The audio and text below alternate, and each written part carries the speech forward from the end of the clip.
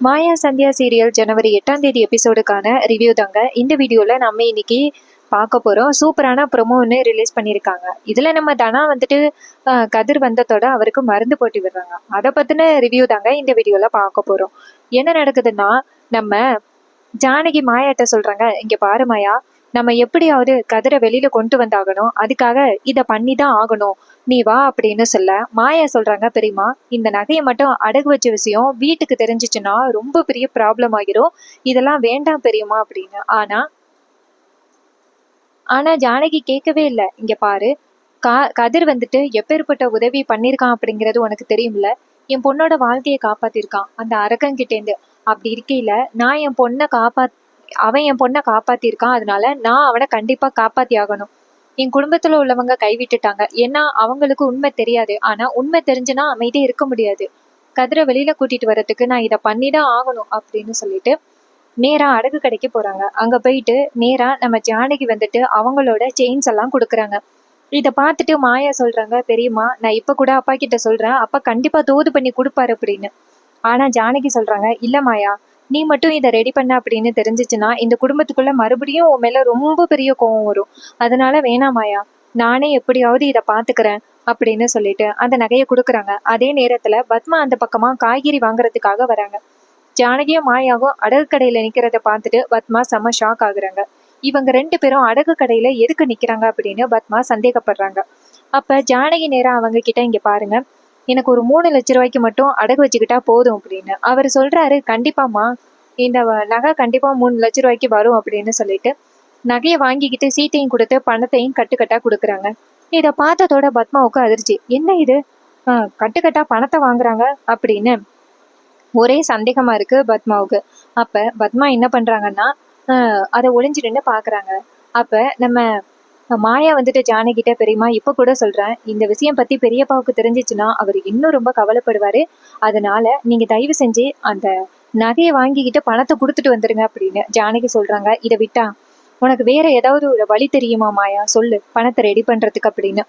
மாயா அமைதியா இருக்காங்க. ஸோ இதை பார்த்ததோட ஜானகி சொல்றாங்க, இங்க பாரு, நம்ம எப்படியாவது கதிரை வெளியில கொண்டு வரத்துக்கு நம்ம இதை பண்ணிதான் ஆகணும் அப்படின்னு சொல்லிட்டு நேரா கதிரை வந்துட்டு வெளியில கொண்டு வரதுக்காக அந்த காசை வாங்கிட்டு போறாங்க.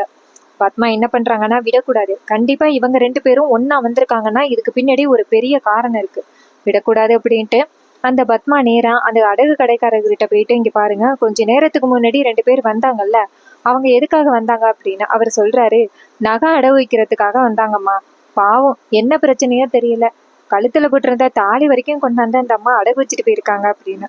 இது கேட்டதோட பத்மாவுக்கு பேரதிர்ச்சி. என்னங்க சொல்றீங்க அப்படின்னு அவர் சொல்றாரு, ஆமாம்மா அப்படின்னு. பத்மா சொல்றாங்க, எவ்வளவுக்கு அடகு வச்சாங்க அப்படின்னு. அப்ப அவர் சொல்றாரு, கரெக்டா 3 லட்ச ரூபாய்க்கு அடகு வச்சுட்டு போயிருக்காங்க அப்படின்னு. இதை கேட்டதோட பத்மா நினைக்கிறாங்க, கண்டிப்பா அந்த கதிரை வெளியில கொண்டு வரதுக்காக தான் இந்த ஜானகியும் அந்த மாயாவும் சேர்ந்து இப்படி ஒரு பிளான் பண்ணியிருக்காங்க, விடக்கூடாது அப்படின்ட்டு. இந்த விஷயத்தை பத்தி நம்ம அண்ணன் கிட்ட உடனே சொல்லி ஆகணும் அப்படின்னு பத்மா நேரா வீட்டுக்கு கிளம்புறாங்க. இன்னொரு பக்கம் ஜானகியும் மாயாவும் சேர்ந்து நேரா வக்கீல பார்க்க போறாங்க. அங்க வக்கீல் நேரா மாயாவை பார்த்து, என்னம்மா காசு ரெடி பண்ணிட்டியா அப்படின்னு சொல்ல மாயா சொல்றாங்க, காசு ரெடி பண்ணியாச்சு சார் அப்படின்ட்டு 3 லட்ச ரூபா பணத்தை கையில கொடுக்குறாங்க. அவர் சொல்றாரு, இங்க பாருங்க, இன்னும் நாளைக்கு வந்துட்டு கதிரை ரிலீஸ் பண்ணிடலாம், நீங்க எதுக்கும் கவலைப்படாதீங்க அப்படின்னு. இது கேட்டதோட மாயாவும் சரிங்க சார் அப்படின்னு சொல்ல அதுக்கப்புறமா வக்கீல் சொல்றாரு, இங்க பாருங்க, நீங்க இனிமே எதுக்கும் கவலைப்பட வேணாம், கதிர் மேல ஏதாவது எவிடன்ஸ் கிடைச்சா மட்டும்தான் கதிரை கைது பண்ணுவாங்க, மற்றபடி எந்த எவிடன்ஸும் இல்லாம சும்மா சந்தேக கேஸ்ல தான் கதிரை கைது பண்ணியிருக்காங்க, ஸோ சுலபமா கதிரை வெளியில கொண்டு வந்துடலாம் அப்படின்னு சொல்ல இதை கேட்டதோட மாயாவும் சரிங்க சார் அப்படின்னு சொல்லிட்டு நேரா அந்த காசை வக்கீல் கையில கொடுக்க வக்கீல் அந்த காசை வாங்கிட்டு, சரிங்கம்மா, நான் வந்துட்டு கதிரை எப்படி வெளியில கொண்டு வர்றது அப்படிங்கிற ப்ரொசீஜரை பாக்குறேன் அப்படின்னு சொல்ல ஜானகியும் எப்படியாவது அவனை வெளியில கொண்டு வந்திருக்க, அது மட்டும் போதும் அப்படின்னு சொல்லிட்டு நேரா நம்ம ஜானகி வீட்டுக்கு வராங்க. அப்ப மாயா சொல்றாங்க, பெரியமா நான் போயிட்டு கதிரை பார்த்துட்டு வரேன் அப்படின்னு சொல்ல ஜானகியும் சரி, அவனை அந்த நிலைமையில என்னால பார்க்க முடியாது, இல்லைன்னா நான் வருவேன், அவன்கிட்ட சொல்லிடு அப்படின்னு. இது கேட்டதோட மாயாவும் சரி பெரியமா அப்படின்னு சொல்லிட்டு நேரா கதிரை பாக்குறதுக்காக போலீஸ் ஸ்டேஷன் போறாங்க. இன்னொரு பக்கம் நம்ம ஜானகி நேரா வீட்டுக்கு வராங்க. அப்ப அதுக்கு முன்னாடியே பத்மா நேரா வீட்டுக்கு போயிட்டு, அண்ணா, அங்க அண்ணி என்ன காரியம் பண்ணியிருக்காங்க தெரியுமா அப்படின்னு. அப்ப சிவா கேக்குறாரு, இங்க பாருக்கா, உனக்கு ஒரு வேலையே இல்லையா, இப்ப பார்த்தாலும் அண்ணி மேல குறை சொல்லிக்கிட்டே இருக்க அப்படின்னு.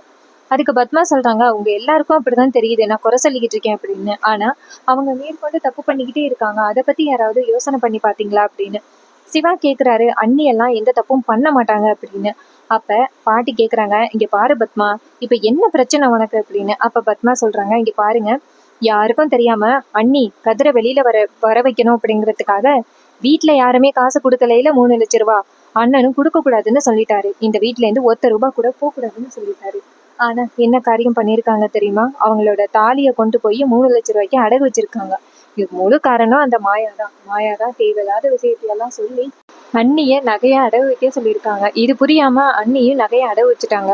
இப்ப நகையை அடகு வச்சு கொண்டு போய் வக்கீல்கிட்டையும் கொடுத்துட்டாங்க. கதிரை நாளைக்கு கொண்டுட்டு வந்துருவாங்க. கதிர் வீட்டுக்கு வந்ததோட என்ன நடக்கும்? கண்டிப்பா அந்த புவனேஸ்வரியும் பசுபதியும் சேர்ந்து குடும்பத்தோட சேர்ந்து கார்த்தியை கொலை பண்ணிட்டதா நம்ம மேல பழி போட போறாங்க. இனிமே என்ன பண்ண போறீங்க அப்படின்னு.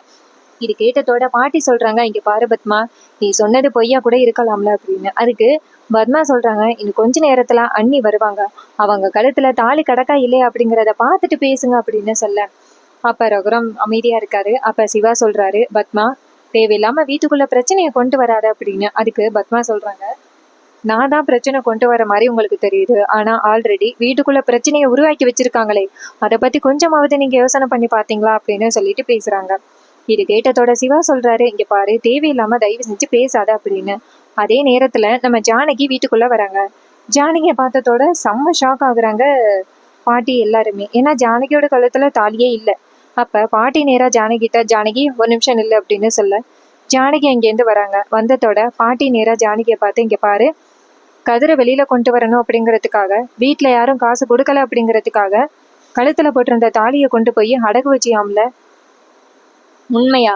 பத்மா வந்து சொல்லிக்கிட்டு இருக்கா 2 பேரையும் அடகு கடையில பார்த்ததா அப்படின்னு. அப்ப ஜானகி சொல்றாங்க, இந்த வீட்டுல உள்ளவங்க அந்த கடமையை பார்க்கலன்னா அப்புறம் நான் தானே செய்யணும் அப்படின்னு. இது கேட்டதோட பாட்டி சொல்றாங்க, அதுக்காக ரகுராம் கழுத்துல போட்ட தாலிய நீ கைட்டி கொண்டு போய் அடகு வைப்பியா? என்னடி இதெல்லாம் அப்படின்னு. அதுக்கு ஜானகி சொல்றாங்க, இங்க பாருங்கத்த, எனக்கு வேற வழி தெரியல. கதிர் இந்த வீட்டுக்கு நல்லது மட்டும்தான் பண்ணியிருக்கான். கண்டிப்பா அது ஒரு நாள் உங்களுக்கு தெரிஞ்சிச்சுன்னா நீங்க எல்லாருமே ரொம்ப கவலைப்படுவீங்க. தயவு செஞ்சு சொல்றது கேளுங்க அப்படின்னு சொல்ல. இது கேட்டதோட பாட்டி சொல்றாங்க, அதுக்காக ரகுராம் கழுத்துல போட்ட தாலியை கொண்டு போய் நீ அடகு வைப்பியா? இதெல்லாம் சரியா அப்படின்னு கேட்க. அப்ப ஜானகி சொல்றாங்க, நீங்க பாருங்க, எனக்கு வேற வழி தெரியல, அதனாலதான் நான் இப்படி பண்ணேன், தயவு செஞ்சு என்னை மன்னிச்சிருங்க அப்படின்னு சொல்ல. இது கேட்டதோட ரகுராம் செம்ம டென்ஷன் ஆகி, வாயை மூடுங்க, எனக்கு நம்பிக்கை துரோகம் பண்ண ஒருத்தனை மறுபடியும் இந்த வீட்டுக்குள்ள கூட்டிட்டு வர்றதுக்காக நீங்க இப்படிப்பட்ட ஒரு காரியத்தை பண்ணியிருக்கீங்க, தயவு செஞ்சு யாரும் என்கிட்ட பேசாதீங்க அப்படின்னு சொல்லிட்டு, அவ என்னைக்கு தாலியை கைட்டினாலும் இனிமே அவளுக்கும் எனக்கும் அந்த பந்தம் கூட முறிஞ்சு போச்சு அப்படின்னு சொல்லிட்டு கோவமா ரகுராம் அந்த இடத்துல இருந்து போறாரு. அப்ப நம்ம பத்மா நேரா ஜானகியை பார்த்து, இங்க பாருங்க, இது எல்லாத்துக்குமே காரணம் நீங்க வீட்டுக்கு கூட்டிட்டு வந்தீங்களே அந்த மாயா, அவளாலதான். அவ நைஸா பேசி உங்க கழுத்துலயும் கையிலையும் கிடக்கிறத கொண்டு போய் அடகு வச்சு கதிரை கூட்டிட்டு வர போயிட்டால அப்படின்னு. இது கேட்டதோட ஜானகி சொல்றாங்க, இங்க பாருங்க, தேவையில்லாம இப்படி பேசாத பத்மா, தனத்தோட புருஷன் தான் கதிரு. அப்ப தனத்தோட வாழ்க்கையும் இதுல அடங்கியிருக்கு. கதிரை கூட்டிட்டு வர வேண்டியது நம்மளோட பொறுப்பு அப்படின்னு. அப்ப பத்மா சொல்றாங்க, நீங்க கதிரை கூட்டிட்டு வந்த அடுத்த செகண்டே அந்த புவனேஸ்வரியும் பசுபதியும் நம்ம வீட்டுக்குள்ள வந்து பிரச்சனை பண்ண போறாங்க. அப்ப நீங்க என்ன பண்ண போறீங்க அப்படின்னு. அப்ப ஜானகி சொல்றாங்க, அதையெல்லாம் நான் பாத்துக்கிறேன் அப்படின்னு. அதே நேரத்துல மாயா நேரா ஸ்டேஷனுக்கு போயிட்டு நேரா கதிரை பாக்குறாங்க. கதிரை அடிக்க கூடாது அப்படின்னு சொல்லிட்டு போயும் மறுபடியும் கதிரை அடிச்சிருக்காங்க. இதனால கதிரோட முகம், கை, கால் எல்லாம் செமையா அடியில இருக்கு. மாயா நேரா போலீஸ் கிட்ட, இங்க பாருங்க, அதான் விசாரணைக்கு தானே இருக்காங்க, அடிக்க கூடாதுன்னு சொன்னோம், எதுக்காக அவரை அடிச்சீங்க அப்படின்னு. அப்ப போலீஸ் சொல்றாங்க, இங்க பாருமா, தேவையில்லாம நீ பேசாத. இங்க பாரு, அவன் ஒரு கொலை பண்ணியிருக்கான். ஒரு கொலை பண்ணிட்டு அதை மறைக்கிறதுக்கு ட்ரை பண்ணிக்கிட்டு இருக்கான். அவனை அடிச்சு விசாரிச்சா மட்டும்தான் அவன் உண்மையை சொல்றானா இல்லைன்னு பார்க்க முடியும் அப்படின்னு. அதுக்கு மாயா சொல்றாங்க, இங்க பாருங்க, ஏற்கனவே நாங்க எச்சரிச்சுட்டு தானே போனோம் அவர் மேல கைய வைக்க கூடாது அப்படின்னு. ஆனா நீங்க அவர் மேல கைய வச்சிருக்கீங்க அப்படின்னு. அதுக்கு போலீஸ் சொல்றாங்க, இங்க பாருமா, நீ தேவையில்லாம பேசாத அப்படின்னு. அப்ப மாயா சொல்றாங்க, இன்னும் கொஞ்ச நேரத்துல வக்கீல் வந்துருவாரு அப்படின்னு சொல்ற நேரத்திலேயே வக்கீல் வராரு. வக்கீல் வந்துட்டு ஜாமீனை காமிச்சு, இங்க பாருங்க, நாங்க கதிரை வெளியில நீங்க ரிலீஸ் பண்ணி ஆகணும் அப்படின்னு சொன்னதோட போலீஸும் சரி அப்படின்னு சொல்லிட்டு கதிரை வெளியில கொண்டு வராங்க. அப்ப போலீஸ் நேரா கதிரை பார்த்து, இங்க பாருடா, நீ என்ன பண்ணாலும் இந்த விஷயத்துல இருந்து தப்பிக்கவே முடியாது. நீ தான் அந்த கார்த்தியை ஏதோ பண்ணிருக்க அப்படிங்கிற மட்டும் எங்களுக்கு நல்லாவே தெரியுது. அதனாலதான் நீ வெளியில சொல்ல மாட்டேங்கிற. உன்னை இனிமே யாரை காப்பாத்துறான்னு நாங்களும் பாத்துடுறோம். ஜாமீன் மட்டும்தான். ஆனா அந்த கார்த்திக்கு என்ன நடந்துச்சு அப்படிங்கிறது தெரிஞ்சிச்சுன்னா உன்னை சும்மாவே விட மாட்டோம் அப்படின்னு சொல்ல, இதை கேட்டுட்டு கதிர் ரொம்ப ஷாக் ஆகுறாரு. அப்ப கதிர் சொல்றாரு, நான் இப்ப கூட சொல்றேன், நான் கார்த்தி எதுவுமே பண்ணல அப்படின்னு. ஆனா போலீஸ் சொல்றாங்க, நீ தான் அப்படி சொல்றியே தவிர்த்து, ஆனா அதுக்கான ஆதாரம் எதுவுமே கிடைக்கவே இல்லை, அதனாலதான் உன்னை வந்துட்டு நாங்க அடிச்சு விசாரிச்சோம் அப்படின்னு. அப்ப மாயா சொல்றாங்க, இங்க பாருங்க, கண்டிப்பா ஒரு நாள் தெரிய வரும், அதுக்கு முன்னாடி தயவு செஞ்சு இவனை எதுவும் பண்ணாதீங்க அப்படின்னு சொல்லிட்டு நேரா கதிரை வந்து கைத்தாங்களா மாயா வீட்டுக்கு கூட்டிட்டு வராங்க. அப்ப மாயா வந்துட்டு கதிரை கூட்டிட்டு வரதை பார்த்துட்டு ஜானகி ஓடி போய் கதிரை அழைச்சிட்டு வராங்க. அப்ப கதிரோட உடம்புல செமையா அடிபட்டிருக்கு. இதையெல்லாம் பார்த்துட்டு தனா ரொம்ப கவலைப்படுறாங்க. அப்ப கதிர் வரதை பார்த்துட்டு பத்மா சொல்றாங்க, ஐயோ, இவ வேற கதிரை கூட்டிட்டு வந்துட்டா, இன்னும் கொஞ்ச நேரத்துல அந்த புவனேஸ்வரிக்கும் பசுபதிக்கும் இந்த விஷயம் போயிடும், அவங்க இந்த விஷயத்தை எப்படி எடுத்துக்க போறாங்கன்னு தெரியல, கண்டிப்பா ரொம்ப பெரிய பிரச்சனை ஆக போகுது அப்படின்னு சொல்லி பேசிக்கிட்டு இருக்காங்க. அதே நேரத்துல நம்ம ஜானகி நேரா போயிட்டு கதிரை கூட்டிட்டு வராங்க. கதிரை கூட்டிட்டு வந்துட்டு அவங்களோட தனாவோட கட்டில உட்கார வைக்கிறாங்க. உட்கார வச்சுட்டு ஜானகி சொல்றாங்க, கவலைப்படாத அப்படின்னு. அப்ப ரகுராம் சொல்றாரு, இந்த வீட்டுல அவ்வளோ பெரிய அநியாயம் நடந்திருக்கு அப்படின்னு சொல்லிட்டு பேசுறாரு. அதே நேரத்துல நம்ம ஜானகி சொல்றாங்க, ஏங்க இப்படி நம்பிக்கையில அந்த மாதிரி பேசுறீங்க அப்படின்னு, நம்ம பொண்ணுக்கு இன்னுமே வாழ்க்கை இருக்கு அப்படின்னு. அதுக்கு ரகுராம் சொல்றாரு, இது எல்லாத்துக்கும் முழு காரணம் நீ தானே, உன்னாலதான் இவ்வளவு பிரச்சனையும், நீ மட்டும் இதுல தலையிடாம இருந்திருந்தீங்கன்னா என் பொண்ணோட வாழ்க்கை நல்லா இருந்திருக்கும் அப்படின்னு. அதுக்கு ஜானகி சொல்றாங்க, என்னங்க நீங்க தான் நினைச்சுக்கிட்டு இருக்கீங்க, ஆனா அந்த புவனேஸ்வரி எப்படிப்பட்ட கேடி அப்படிங்கிறது இன்னும் நீங்க புரிஞ்சுக்கல. அவ நம்ம பொண்ணோட வாழ்க்கையை அழிக்கிறதுக்காக தான் இதெல்லாம் பண்ணிக்கிட்டு இருந்திருக்கா. இந்த விஷயம் தெரிஞ்சிச்சுன்னா கண்டிப்பா உங்களால தாங்கிக்க முடியாது அப்படிங்கிறதுக்காக தான் இத்தனை நாள் உங்ககிட்ட இந்த விஷயத்த சொல்லாம இருந்தேன், ஆனா இப்ப சொல்ல வேண்டிய சூழ்நிலை அப்படின்னு. அப்ப ரகுராம் சொல்றாரு, இங்க பாரு, தயவு செஞ்சு இதுக்கு மேல எதையோ என்கிட்ட பேசாத அப்படின்னு சொல்லிட்டு அனுப்ப. இதை பார்த்ததோட ரொம்ப ஷாக் ஆகுறாங்க நம்ம ஜானகி. அப்ப ஜானகி இங்கேருந்து வெளியில வராங்க. அப்ப ரகுராம் செம்ம கோவத்துல இருக்காரு. அப்ப நம்ம ஜானகி இங்கேருந்து வெளியில வந்துட்டு நேரா தனாவை பார்த்து, இங்க பாரு தனா, கதருக்கு செமையா அடிபட்டிருக்கு, ஏதாவது மருந்துல இருந்தா போய் போட்டு விடு அப்படின்னு. தனா சொல்றாங்க, அம்மா அவனுக்கு அடிபட்டா எனக்கு என்ன அப்படின்னு. அதுக்கு ஜானகி சொல்றாங்க, ஏன் தனா நீயுமா நினைக்கிற, அவனை அவன் புருஷன் அப்படிங்கிறத விட அவன் கூட நீ பழகிருக்க, சின்ன வயசுல விளையாண்டுருக்க, அப்படி இருக்கையில அவனோட குணம் என்னன்னு உனக்கு தெரியாதா? என்னை பொறுத்த வரைக்கும் அவன் இந்த மாதிரி பண்ணியிருக்க மாட்டான் அப்படின்னு தான் தோணுது, நீ எதுக்காகடி அவனை சந்தேகப்படுற அப்படின்னு சொல்ல. அதுக்கு தனா சொல்றாங்க, அம்மா தயவு செஞ்சு அந்த கதிரை பத்தி என்கிட்ட சிம்பத்தியா பேசாதீங்க, எனக்கு அவனை பத்தி பேசினாலே செம்ம டென்ஷன் ஆகுது, தயவு செஞ்சு அவனை பத்தி என்கிட்ட பேசாதீங்க அப்படின்னு சொல்ல. அப்ப ஜானகி சொல்றாங்க, இங்க பாருடி, அம்மா சொல்றேன், மரியாதையா போயிட்டு அந்த கதிருக்கு மருந்து போட்டு விடு அப்படின்னு சொல்ல. இதை கேட்டுட்டு தனாவும் சரி அப்படின்னு சொல்லிட்டு நேரா கதிரை வந்து பாக்குறாங்க. அப்ப கதிர் வந்துட்டு வழியில உட்காந்துருக்காரு. அப்ப தனா இங்கேருந்து போயிட்டு மருந்து எடுத்துட்டு போயிட்டு கதிருக்கு போட்டு விடுறாங்க. கதிர் வந்துட்டு தனாவுக்கு தேங்க்ஸ் சொல்றாரு. அப்ப தனா சொல்றாங்க, இங்க பாரு, ஒரு பக்கம் கண்டிப்பா நீ இந்த விஷயத்த பண்ணிருக்க மாட்ட அப்படின்னு எனக்கு நம்பிக்கை இருக்கு, அதோட நான் உனக்கு எதுக்காக மருந்து போட்டு விடுறேன்னா உன் மேல உள்ள கணிசத்துக்காக இல்லை, ஒரு மாசத்துல இந்த வீட்டை விட்டு போயிடுறேன்னு சொன்னியல்ல, அதுக்காக மட்டும்தான் நான் உனக்கு இந்த மருந்து போட்டு விடுறேன் அப்படின்னு சொல்லிட்டு நம்ம தனா வந்துட்டு மருந்து போட்டு விடுறாங்க. இதை பார்த்ததோட தனா இப்படி சொன்னதோட கதிர் வந்துட்டு ரொம்ப கவலைப்படுறாரு. தனா இவ்வளவு பிடிவாதமா இருந்தா அவன் மனசை நான் எப்படி மாத்துறது அப்படின்னு நம்ம கதிருக்கு ஒரே குழப்பமா இருக்கு. அதே நேரத்துல நம்ம தனா மருந்து போட்டு விட்டுட்டு வெளியில வராங்க. அப்ப நம்ம கதிர் ரொம்ப கவலைப்படுறாரு. அந்த கார்த்தி அப்படி எங்கேதான் போயிருப்பான் அப்படின்னு கதிருக்கு ஒரே குழப்பமா இருக்கு. இன்னொரு பக்கம் நம்ம ஜானகி நேரா ரூமுக்கு போயிட்டு கவலையா உட்காந்துருக்காங்க. என்னால தானே கதிருக்கு இவ்வளவு பிரச்சனை அப்படின்னு சொல்லிட்டு ஜானகி ரொம்ப கவலையா உட்காந்துருக்க. அப்ப மாயா போயிட்டு நேரா ஜானகிட்ட, பெரியம்மா நீங்க இங்கதான் இருப்பீங்கன்னு எனக்கு நல்லாவே தெரியும் பெரியம்மா அப்படின்னு. அப்ப ஜானகி சொல்றாங்க, மாயா பாத்தியா அந்த கதிருக்கு எப்படி அடிபட்டிருக்குன்னு, போலீஸ் கொஞ்சம் கூட இறக்கமே இல்லாம கதிரை போட்டு அப்படி அடிச்சிருக்காங்க, அவன் தான் தப்பு பண்ணல அப்படின்னு எத்தனை தடவை சொல்லியிருப்பான், ஆனா அந்த போலீஸ் கொஞ்சம் கூட கேட்காம கதிரை போட்டு இப்படி அடிச்சிருக்காங்களே, எனக்கு ரொம்ப கவலையா இருக்கு மாயா அப்படின்னு. மாயா சொல்றாங்க, பெரியம்மா கவலைப்படாதீங்க, கதிர் மேல எந்த தப்பும் இல்லை அப்படின்னு நம்ம நிரூபிச்சிடலாம் அப்படின்னு. அதுக்கு ஜானகி சொல்றாங்க, ஒருவேளை கதிர் மேல எந்த தப்பும் இல்லை அப்படின்னு நிரூபிச்சாலுமே அடுத்ததான் நம்ம பக்கம் தானே மாயா வருவாங்க, ஒருவேளை அந்த கார்த்தியை கொலை பண்ணது நம்ம தான் அப்படின்னு தெரிய வந்துச்சுன்னா இதை விட ரொம்ப பெரிய ப்ராப்ளம் வருவே மாயா அப்படின்னு. மாயா சொல்றாங்க, பெரியம்மா அது எல்லாத்தையும் எப்படியாவது சமாளிச்சுக்கலாம், கண்டிப்பா அந்த போலீஸ்க்கு வந்துட்டு எந்தவித ஆதாரமும் கிடைக்காது பெரியம்மா அப்படின்னு. அதுக்கு ஜானகி சொல்றாங்க, இல்ல மாயா, கண்டிப்பா என்னைக்கா இருந்தாலும் ஒரு நாள் உண்மை வெளியில வரும் அப்படின்னு. இதை கேட்டதோட மாயா சொல்றாங்க, கவலைப்படாத பெரியம்மா, பாத்துக்கலாம் அப்படின்னு. அப்ப ஜானகி சொல்றாங்க, இல்ல மாயா, என்னால நைட்டெல்லாம் நிம்மதியா தூங்கவே முடியல.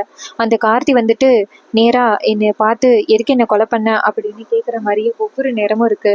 ஒவ்வொரு நேரமும் நினைச்சு பார்க்கும் பொழுது எனக்கு ரொம்ப கவலையா இருக்கு. நான் ரொம்ப பெரிய தப்பு பண்ணிட்டேன் மாயா அப்படின்னு சொல்லிட்டு அழுகுறாங்க. அப்ப மாயா சொல்றாங்க, பெரியம்மா, நீங்க என்ன காப்பாத்துறதுக்காக தானே நீங்க அப்படிப்பட்ட ஒரு வேலையை பண்ணீங்க. நீங்க எதுக்கு உங்களையா போட்டு வருத்திக்கிட்டீங்க? தயவு செஞ்சு சொல்றது கேளுங்க. நீங்க பண்ணது ரொம்ப பெரிய நல்லது தெரியுமா? எத்தனை பெண்களோட வாழ்க்கை காப்பாற்றப்பட்டிருக்கு அப்படிங்கிறத யோசனை பண்ணி பாருங்க. அவன் சரியான ஃப்ராடு. அவன் உயிரோட இருக்க தகுதியே இல்லாதவன். அந்த புவனேஸ்வரியும் பசுபதியும் ரொம்ப நல்லவங்க மாதிரி பேசிக்கிட்டு இருக்காங்க. அவங்க நம்ம தனாவோட வாழ்க்கையை அழிக்கிறதுக்காக என்னெல்லாம் பண்ணாங்க அப்படிங்கிறது உங்களுக்கு தெரியுமில்ல? அப்படி தெரிஞ்சும் நீங்க ஏன் பெரியம்மா அவங்களுக்கு நீங்க ஒரு வாய்ப்பு கொடுக்குறீங்க? தயவு செஞ்சு அவங்களுக்கெல்லாம் இந்த மாதிரி வாய்ப்பு கொடுக்காதீங்க. இப்படி வாய்ப்பு கொடுக்கறதுனால தான் அவங்க எவ்வளோ தப்பு பண்ணாலும் அதை பெரிய விஷயமாவே எடுத்துக்க மாட்டேங்கிறாங்க. அவங்களுக்கு இந்த மாதிரி நடந்தாதான் சரியா இருக்கும் அப்படின்னு சொல்ல, இதை கேட்டதோட ஜானகி சொல்றாங்க, இருந்தாலும் நான் பண்ணது ரொம்ப பெரிய தப்பு. நான் ஒரு கொலை பண்ணியிருக்கேன் அப்படின்னு சொல்லிட்டு கவலைப்பட, அப்ப மாய நேரம் ஜானகியோட கையை பிடிச்சி, பெரியம்மா, நீங்க இப்படியே சொல்லிக்கிட்டு இருந்தீங்கன்னா அப்புறம் உங்க மேல சந்தேகம் வந்துடும். உங்களை மட்டும் போலீஸ் கைது பண்ணிச்சுன்னா எவ்வளவு பெரிய பிரச்சனையாகும் அப்படிங்கிறது உங்களுக்கு தெரியும்ல. அதனால தயவு செஞ்சு இந்த பிரச்சனையை இதோட விட்டுருங்க அப்படின்னு. இது கேட்டதோட ஜானகியும் சரிம்மா அப்படின்னு சொல்லிட்டு ரொம்ப கவலைப்படுறாங்க. அதுக்கப்புறமா மாயா இங்கேருந்து வந்துட்டு கதிரை பார்க்குறாங்க. கதிர் நேராக மாயாவை பார்த்து, மாயா, இங்கே என்ன நடக்குது? அந்த கார்த்தி எங்கே தான் போனான் அப்படின்னு. அதுக்கு மாயா சொல்கிறாங்க, கதிர் தெரியல அப்படின்னு. அப்போ கதிர் சொல்கிறாரு, இல்லை, அவனுக்கு ஏதோ ஆகிட்டு அவன் இப்படியெல்லாம் காணாமல் போக மாட்டான். ஒருவேளை தனாவை வர வைக்கிறதுக்காக தான் அவன் இந்த மாதிரி பண்ணிக்கிட்டு இருக்கானோ அப்படின்னு. அப்போ மாயா சொல்கிறாங்க, ஒருவேளை அப்படி கூட இருக்கலாம் கதிர் அப்படின்னு. அப்போ கதிர் சொல்கிறாரு, ஏன் தான் அவன் இப்படி இருக்கான்? நம்மளை போட்டு இவ்வளோ டார்ச்சர் பண்ணுறான் அப்படின்னு. அதுக்கு மாயா சொல்கிறாங்க, சரி கதிர், ஆனால் உன் மேலே எந்த தப்பும் இல்லை அப்படிங்கிறது கண்டிப்பாக ப்ரூஃப் ஆயிரும். அதனால நீ எதுவும் கவலைப்படாத. கண்டிப்பாக ஒரு நாள் போலீஸ் வந்துட்டு உன்னை புரிஞ்சுப்பாங்க அப்படின்னு. அப்போ கதிர் சொல்கிறாரு, மாமாவும் என் மேலே அவ்வளோ சந்தேகப்பட்டுட்டாருல்ல, நான் தப்பே பண்ணியிருக்க மாட்டேன், ஆனால் அவர் என் மேலே உள்ள கோவத்தினால தானே நான் அப்படி பண்ணியிருப்பேன் அப்படின்னு நினச்சாரு அப்படின்ட்டு ரொம்ப கவலைப்படுறாங்க. மாயா சொல்கிறாங்க, இங்கே பாரு கதிர், நீ பண்ண நல்லது மட்டும் உங்களுக்கு தெரிஞ்சிச்சுன்னா கண்டிப்பாக அவங்க உன்னை எதுவும் சொல்ல மாட்டாங்க அப்படின்னு சொல்ல, கதிர் சரி அப்படிங்கிறாரு. ரொம்பவே சூப்பராக அப்கமிங் எபிசோட கொண்டு போகிறாங்க. இந்த ப்ரோமோ உங்களுக்கு பிடிச்சிருந்துச்சுன்னா மறக்காமல் இந்த வீடியோக்கு ஒரு லைக், நம்ம சேனலை சப்ஸ்கிரைப் பண்ணிவிட்டு பக்கத்தில் உள்ள பெல் ஐகானை கிளிக் பண்ணி ஆல்னு செட் பண்ணிக்கோங்க. அப்போ தாங்க நியூ வீடியோஸ் போடும் பொழுது உங்களுக்கு நோட்டிஃபிகேஷன் வரும். கூடவே இந்த எபிசோடில் உங்களுக்கு ரொம்ப பிடிச்ச சீன் என்ன அப்படிங்கிறதையும் மறக்காமல் கமெண்ட்டில் சொல்லுங்கள். அடிக்கடி நம்ம தனா வந்துட்டு கதிர்கிட்ட 30 நாள்ல நீ போக போறியல்ல அப்படின்னு சொல்லி கதிரை மிரட்டினது ரொம்ப பிடிச்ச சீனு. உங்களுக்கு வந்துட்டு இந்த சீன் பிடிச்சிருந்துச்சு அப்படின்னு கமெண்ட்ல சொல்லுங்க.